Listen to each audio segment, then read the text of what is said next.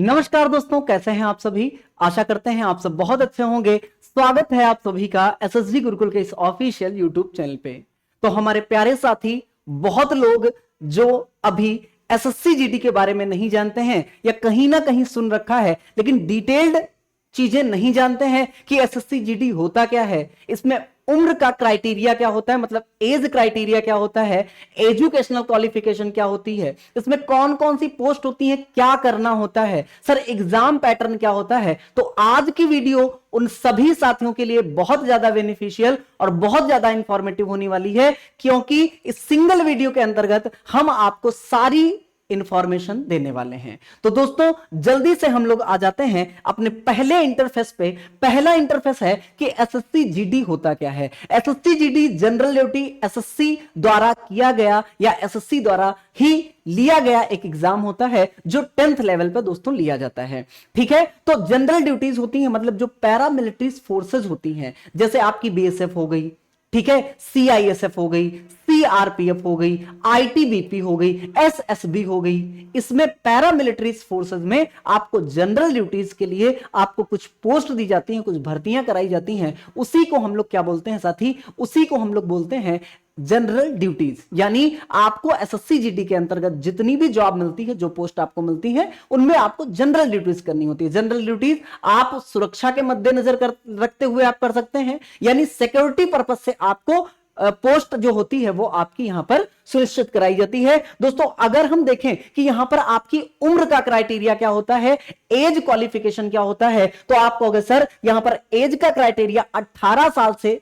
कम नहीं होना चाहिए और 23 साल से ज्यादा नहीं होना चाहिए। ठीक है, इसके साथ साथ सर आप कहेंगे कि क्या इसमें रिलैक्सेशन होता है, एज रिलैक्सेशन होता है, तो हम कहेंगे हां, एससी और एसटी के लिए 5 साल का और ओबीसी के लिए 3 साल का एज रिलैक्सेशन यहां पर दिया जाता है। अगर आप एक्स सर्विसमैन हैं तो आपको 3 साल का यहां पर आपके और भी आपको एज रिलैक्सेशन दिए जाते हैं कि अगर आप शेड्यूल, अगर आप कुछ और स्टेट से हैं, नदर स्टेट से हैं, तो यहां पर सारी नोटिफिकेशन में आप दे सकते हैं। जब आपकी नोटिफिकेशन आती है तो वहां पर एज रिलैक्सेशन आपका दिया गया होता है। ठीक है, वो उसी टाइम पर हम लोग देखते हैं।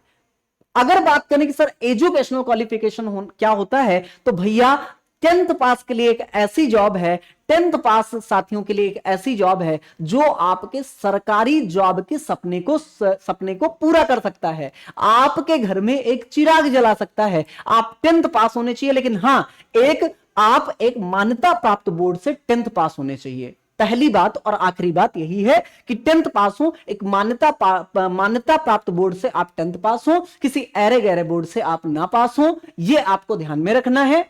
और अगर आप 10th पास हैं तो आप इस फॉर्म के लिए एलिजिबल हैं, आप इस फॉर्म को भर सकते हैं। शारीरिक योग्यता क्या होनी चाहिए, मोटा मोटा अगर हम देखें तो यहां पर पुरुष अभ्यर्थियों के लिए 170 सेंटीमीटर आपकी लंबाई होनी चाहिए, और अगर महिलाओं के लिए देखें तो आपका 157 आपकी लंबाई होनी चाहिए। ठीक है, और अगर आप देखोगे शेड्यूल्ड ट्राइब्स और नॉर्थ ईस्टर्न स्टेट जितने हैं, आपके आरक्षित क्षेत्र जितने हैं, उसमें आपकी लंबाई का रिलैक्सेशन भी मिलता है। वो आप जब नोटिफिकेशन आएगा तो आप वहां पर देख सकते हैं। तो वहां पर आपको हर एक, मतलब आप अगर 170 सेंटीमीटर के हैं तो आप भर सकते हैं। आप किसी अदर स्टेट से हैं, मतलब नॉर्थ ईस्टर्न आप स्टेट से हैं, तो आपका वहां पर जो आपकी हाइट होती है वहां पर आपको रिलैक्सेशन मिलता है, जो आपकी एज होती है वहां पर भी आपको रिलैक्सेशन मिलता है। तो ये सारी चीजें हम लोग देखते हैं। देखो अब आप सोच रहे होंगे सर इसमें करना क्या होगा, मतलब कैसे हम इस जॉब को पाएं। तो देखो, अगर आप देखोगे कि सर एग्जाम का पैटर्न क्या होता है, मतलब किन किन पड़ाव से होकर हमको गुजरना पड़ेगा कि हम इस जॉब को पाएं, तो भैया सबसे पहले होता है इसमें CB2, CBT1 होता है, मतलब कंप्यूटर बेस्ड टेस्ट होता है। उसके बाद में आपका क्या होता है, PST होता है और PT होता है, मतलब फिजिकल एंड्योरेंस टेस्ट और फिजिकल स्टैंडर्ड टेस्ट होता है। अभी सारी बातें हम लोग आगे करेंगे। ठीक है, उसके बाद DME होता है, मतलब मेडिकल एग्जामिनेशन होता है, और उसके बाद में आपका क्या होता है, DV होता है, और उसके बाद में फाइनल मेरिट आपकी जारी की जाती है। तो इस तरीके से आपके चयन की प्रक्रिया होती है साथियों। अगर हम बात करें CBT1 में कौन कौन से सब्जेक्ट होते हैं, सर कितने घंटे का, कितने टाइम का पेपर होता है, कितने क्वेश्चन कितने मार्क्स के आते हैं, तो सारी चीजें आपके इंटरफेस पे लिखी हुई हैं। दोस्तों जनरल इंटेलिजेंस यानी रीजनिंग की बात करेंगे, 20 क्वेश्चन 40 मार्क्स के आएंगे। पूरा जो आपका टाइम मिलेगा पूरे पेपर के लिए वो आपको 60 मिनट का मिलेगा। जनरल नॉलेज, जनरल अवेयरनेस के लिए आपको 20 क्वेश्चन 40 मार्क्स के होंगे। एलिमेंट्री मैथमेटिक्स 20 क्वेश्चन 40 मार्क्स के होंगे। इंग्लिश और हिंदी 20 क्वेश्चन 40 मार्क्स के होंगे, मतलब 80 क्वेश्चन 160 मार्क्स, एक क्वेश्चन 2 मार्क्स का आपका होगा। ठीक है, मैथमेटिक्स हम आपके साथ डील करते हैं, आपको पढ़ाते हैं, आपको सिखाते हैं। तो मैथमेटिक्स में आपको बता रहे हैं कि यहां पर एलिमेंट्री मैथमेटिक्स आपकी आती है, मतलब प्रारंभिक गणित आती है। दोस्तों सबसे ज्यादा आपका पार्ट जो अरिथमेटिक का है वो तो पूछा जाता है, एडवांस का भी पार्ट पूछा जाता है और एडवांस में मेंसुरेशन आपसे पूछी जाती है। ठीक है, इसके अलावा इसमें स्टैटिस्टिक्स भी आता है और भी पार्ट यहां पर आते हैं। जब अलग से हम वेटेज की बात करेंगे, एग्जाम में आपके जीडी में वेटेज क्या होता है मैथ का, तो हमको आपको एक एक नंबर क्वेश्चन को बताएंगे और किस तरीके के क्वेश्चन आते हैं, सारी चीजें हम आपको बताएंगे। अगर आपको ये सारी चीजें चाहिए तो आप लोग कमेंट बॉक्स में बता दीजिएगा। ठीक है भाई, चलिए। तो भैया यहां पर 80 क्वेश्चन होते हैं, 160 मार्क्स के होते हैं, एक क्वेश्चन 2 मार्क्स का होता है। इसके अलावा यहां पर माइनस मार्किंग जो साथी होती है वो 0.50 की होती है। अगर आप देखोगे तो आपके नोटिफिकेशन में भी यहां पर 0.25 लिखा है, लेकिन इसका मतलब होगा 1/4 क्वेश्चन की माइनस मार्किंग होती है कि प्रत्येक 4 गलत पर एक सही कट जाएगा। एक 0.25 का मतलब ये होता है, लेकिन मार्क्स अगर आप देखोगे तो 2 नंबर का एक क्वेश्चन होता है, तो 0.50 आपके नंबर कटेंगे। इसके अलावा अगर आप देखें तो यहां पर चीजें ट्रांसफॉर्मेशन चीजों का बहुत अच्छे से हो रहा है। तो आप देखोगे हिंदी और इंग्लिश के अलावा आप 13 लैंग्वेजेस में ये पेपर आप अपना दे सकते हैं। ठीक है, क्योंकि ऑल ओवर इंडिया ये पेपर आपका कंडक्ट कराया जाता है, सभी लोग अपनी अपनी लैंग्वेज में इस पेपर को दे सकते हैं। कैंडिडेट हु क्लियर, मतलब जो सीबीटी 1 को क्रॉस करेगा वही पीएसटी और पीटी के लिए एलिजिबल होगा। अब पीएसटी और पीएमटी क्या होता है, ठीक है, पीटी क्या होता है, तो फिजिकल मेजरमेंट टेस्ट या फिजिकल आप इंड्योरेंस टेस्ट कहें। ठीक है, तो आप कहोगे सर इसमें जो होता है आपकी हाइट मेल और फीमेल के लिए हमने आपको बता रखा है 170 और फीमेल के लिए 157 होती है। और अगर आप शेड्यूल ट्राइब से हैं तो आपको इनमें रिलैक्सेशन मिलता है, जो आपको नोटिफिकेशन के वक्त आपको पता चल जाता है कि आपको कितना रिलैक्सेशन मिला है। मतलब अगर आप इसके लिए इच्छुक हैं, आप पेपर के लिए, आप तैयारी के लिए इच्छुक हैं, तो आप अगर इतनी हाइट है आपकी तो आप इस पेपर के लिए एलिजिबल हैं, आप इसकी तैयारी कर सकते हैं। चेस्ट अगर देखें तो मेल का देखा जाता है, जिसमें अनएक्सपेंडेड मतलब बिना फूला हुआ 80 सेंटीमीटर, और एक्सपेंशन में अगर आप देखोगे एक्सपेंशन 5 सेंटीमीटर का एक्सपेंशन होना चाहिए चेस्ट का। ठीक है भाई, अब नेक्स्ट अगर हम उस पर इंटरफेस पे चलेंगे तो यहां पर रेस होती है। ठीक है, रेस में सिर्फ रेस होती है, ये नहीं गोला फेंक भाला फेंक ये सब आपसे नहीं कराते हैं। लंबी कूद ऊंची कूद ये आप सीपीओ में करते हैं, लेकिन यहां पर क्योंकि जनरल ड्यूटी होती है आपसे सिर्फ रेस ली जाती है। 5 किलोमीटर 24 मिनट में, 1.6 किलोमीटर 8.5 मिनट में। वो कैंडिडेट जो लद्दाख रीजन से बिलोंग नहीं करते उनके लिए ये क्राइटेरिया है। अगर आप लद्दाख रीजन से बिलोंग करते हैं तो फीमेल के लिए 80 मीटर 5 मिनट में और मेल के लिए 1.6 किलोमीटर 7 मिनट में आपको दौड़ना होता है। लंबी रेस का घोड़ा बढ़ना होता है। ठीक है भाई, अब हम आ जाते हैं अपने टॉपिक्स पे, अपने सब्जेक्ट पे। तो मोटा मोटा यहां पर समझेंगे, इसके अलावा सिलेबस जब हम एक एक सब्जेक्ट के आपके टीचर लेकर आएंगे तो आपको पूरा डिटेल में बताएंगे। दोस्तों यहां पर जनरल इंटेलिजेंस और रीजनिंग जो आती है उसके मोस्ट इंपॉर्टेंट टॉपिक जो blood relation, analogies, number series, alphabet series, ये सारी चीजें वो हैं। आप समझ पा रहे होंगे रीजनिंग के आपके क्या होते हैं, चैप्टर्स होते हैं, टॉपिक होते हैं। तो ये टॉपिक आपके आते हैं। ठीक है, इसके अलावा भी बहुत सारे टॉपिक हैं जो आपको डिटेल वीडियो जब सिलेबस इसका हम बताएंगे तो यहां पर आपको हम बता देंगे। ठीक है, यहां पर अभी आप देख लो कि रीजनिंग है, मैथ में कौन कौन से टॉपिक होते हैं और जीएस जीके में कितने टॉपिक होते हैं। जीएस और जीके में देखो तो Indian history, geography, polity, economics, environment और करंट अफेयर्स, मतलब सारी चीजें आपकी जीके और जीएस में भी पूछ ली जाती हैं। और अगर मैथमेटिक्स में देखोगे तो नंबर सिस्टम हो गया, परसेंटेज हो गया, प्रॉफिट लॉस हो गया, सीआईएसआई हो गया।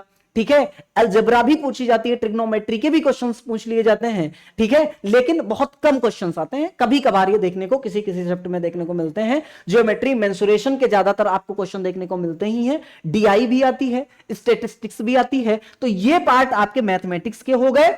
और इसके साथ साथ इंग्लिश और हिंदी की अगर हम बात करेंगे तो इंग्लिश में आप जानते हैं ये आप जब पेपर देंगे ना तो अपने आप सेलेक्ट कर लेंगे, वो आपके मन पे है, आप हिंदी आप करते हैं क्वेश्चन कि आप इंग्लिश के क्वेश्चन करते हैं। तो इंग्लिश करेंगे तो error spotting, reading comprehension, fill in the blank, synonym, antonyms और मिसस्पेल्ड से क्वेश्चंस आते हैं, और आपके पैराजंबल वगैरह इसी में आ जाते हैं, क्लोस्टर्स वगैरह इसी में आपका पूछ लिया जाता है, 20 क्वेश्चंस में आपका पूछ लिया जाता है। एक दायरा है जिसके अंदर आपका ये पूछा जाता है, ठीक है। उपसर्ग, प्रत्यय, समास, संधि और संधि विच्छेद की बात करेंगे तो ये हिंदी में आपके पूछे जाते हैं। इसमें अलंकार, रस, ये सारी चीजें भी आपके 20 क्वेश्चंस में ही देखने को मिलती हैं। अब हम आ जाते हैं सर जॉब प्रोफाइल क्या होती है। जॉब प्रोफाइल मतलब इसमें आपको किस तरीके की जॉब मिलेगी, नाम से ही वाकिफ है, एसएससी जीडी जनरल ड्यूटीज, मतलब जनरल ड्यूटी आपको करने को मिलती है। आपको एयरपोर्ट पर सिक्योरिटी पर्पज के लिए आपको ड्यूटी पे लगा दिया जाएगा, मतलब इसी में आपकी पोस्ट रहती हैं, ठीक है। मंदिरों में